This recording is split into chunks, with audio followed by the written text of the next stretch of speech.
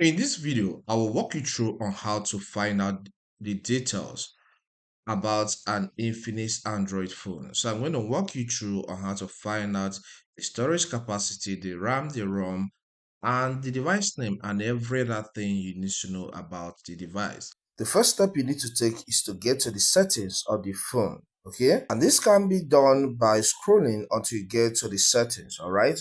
Alternatively, you can drag down through the control and tap on the settings icon. Once the settings open, you will see my phone section.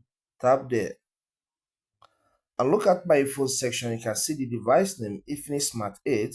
Then the model is there, the Android version that is running on the phone currently, the CPU, and the RAM is 3.0 gigabyte and 3 GB expandable, and some other 8 details, including the ROM, that is the capacity of the phone.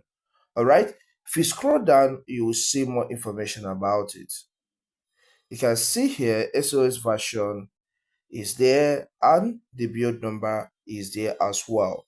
So if you want to see e-warranty card, you click on that, you tap on that to see other information.